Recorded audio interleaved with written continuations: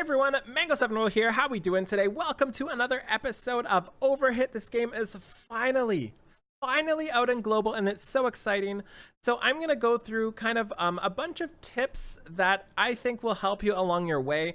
I made it to level 50, and I played this game a lot on the previous server. A lot has changed, so I'm apologizing in advance if I get anything wrong. But this is just coming from me, from what I've experienced, from things that help me get better at the game, and hopefully we can apply them to new accounts on the global server. The number one question y'all are going to ask me, that is who to re-roll for. And honestly, re-rolling at this point feels like more of a quantity than a quality sort of thing. Power level in this game is not really per unit, it's by how many of each unit you have.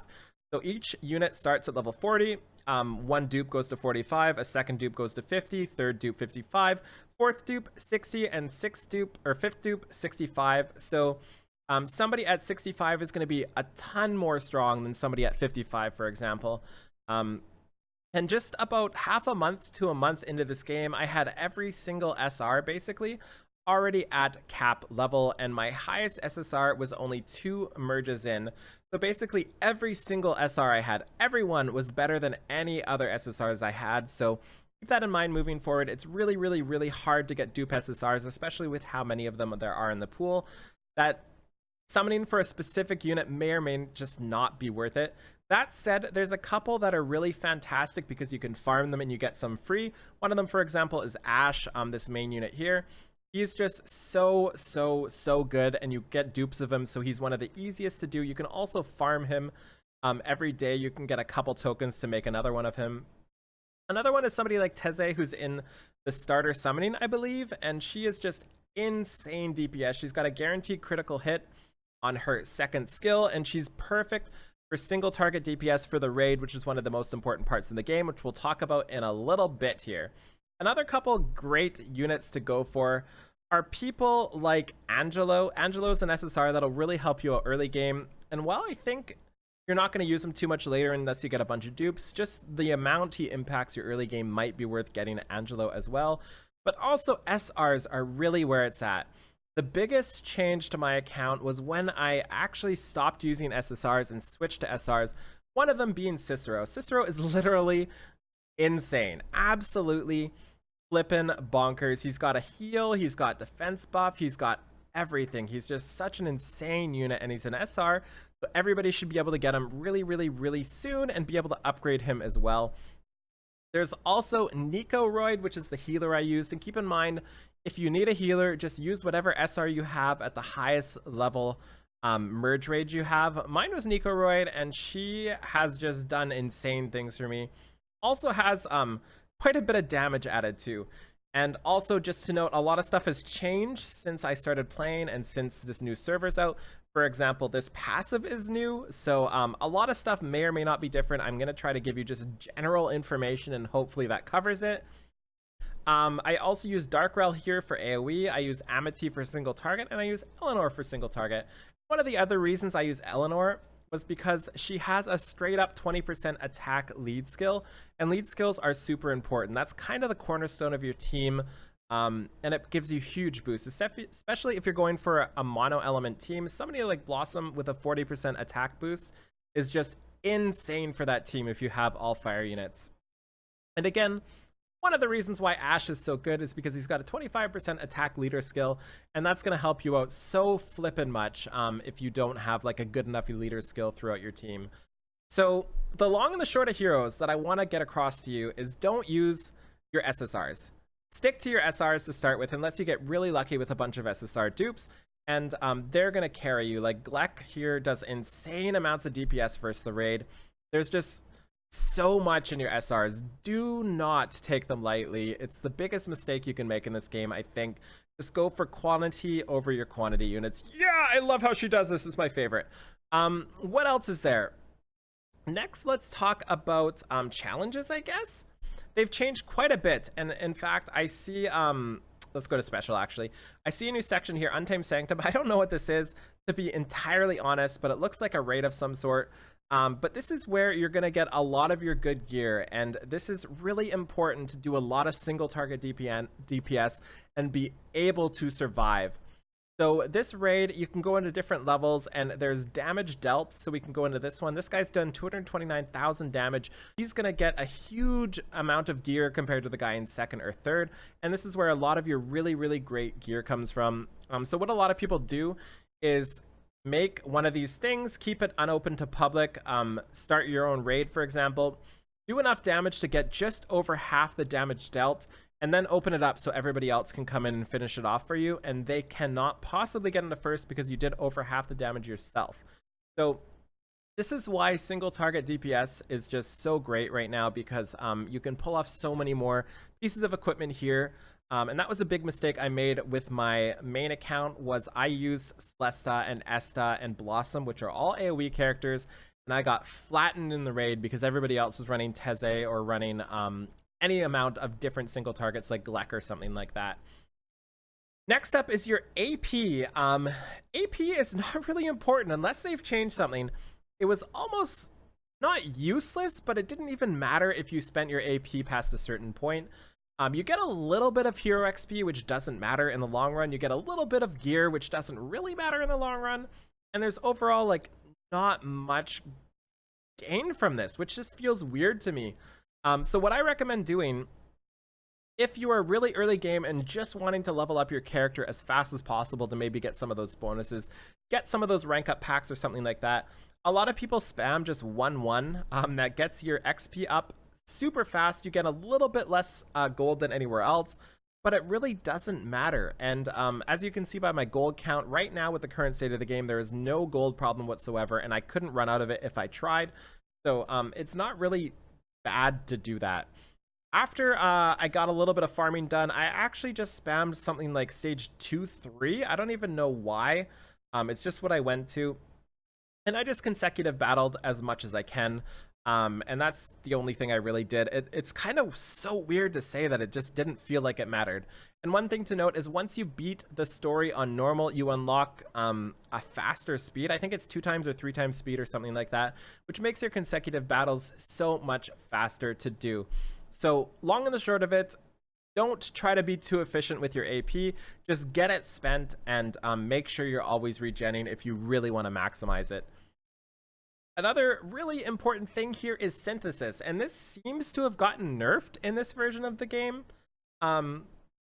We can see here in synthesis, you used to be able to upgrade these things, which are just used to upgrade other things. Think of them as charms from Epic 7. Used to be able to upgrade those to max and then combine them together to make a 5-star version. But you can't anymore, which is really sad. So what we have to do instead to synthesize is upgrade something else. So let's upgrade armors here, and we'll find a 4-star armor, and what we'll do is equipment fortify it, and all we want to do is multi-select it up. And they changed a lot of this on me, so I'm learning this as we go.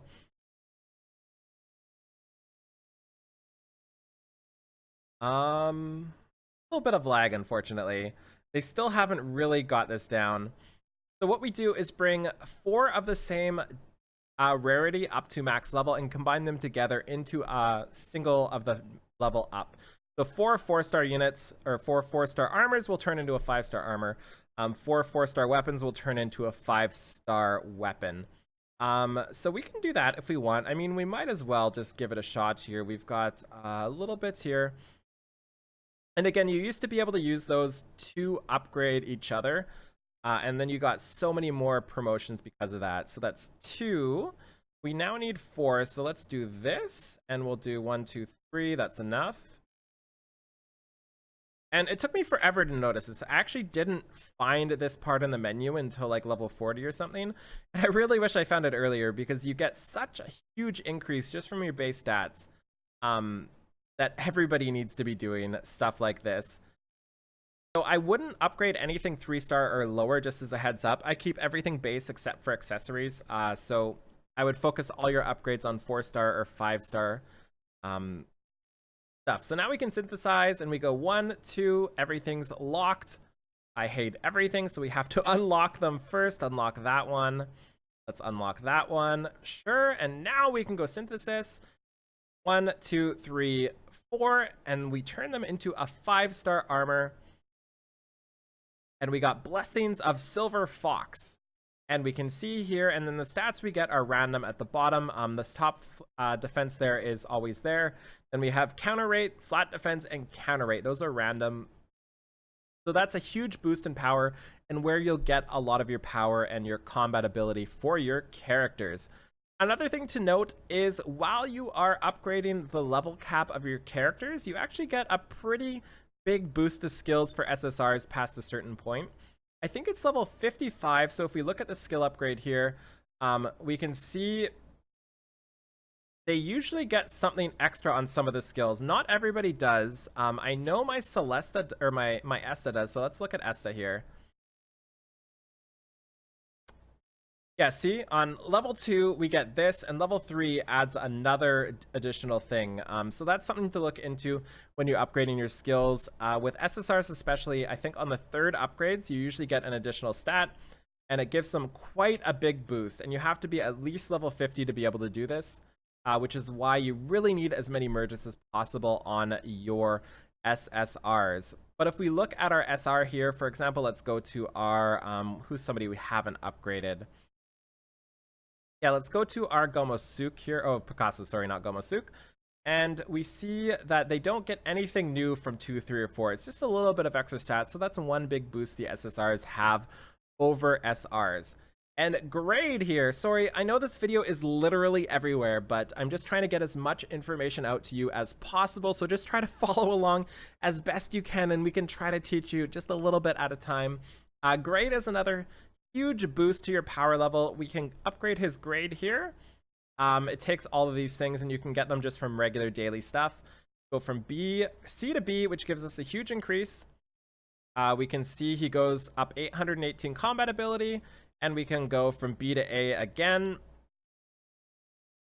And then we can go up to S, but I don't have enough materials to go to S. So that's another really great way to increase the power level of your characters. And it's really no worry to do the non-rainbow ones. So for example, if we go to this guy here, I don't think I've got him upgraded.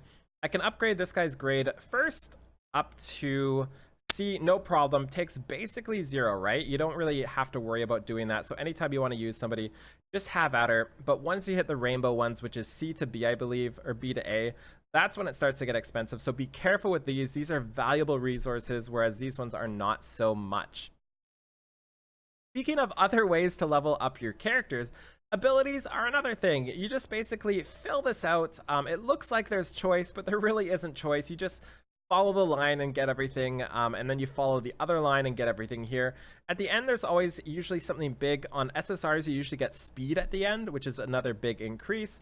And it's increasing amount of resources taken every time you level it up. So for example, the first one here takes 5. Second one here takes 10. Oh my god, it's so nice. This used to take like 10 seconds per click, and I was super laggy. This makes me really happy that they fixed this part of the game, because that was really frustrating to deal with before. I'm trying to think of what else to really cover here, but I think I've covered a good basis of starting the game. There's just a few things I wanted to be clear. Obviously, do your dailies. Obviously, join a guild. Obviously, clear your PvP. Make sure you do everything, but in general, never be afraid to just upgrade your characters in this game, because you get so much out of it and you get so many resources back. Also, this dimensional gates here is where you get your dupes of stuff like Ash. So farming this on the highest difficulty will give you stuff to combine into another Ash. So if we go to our crafting window here, if we can find craft, we can see these are new. I don't know what these are. There's so many new things. I'm learning as we go.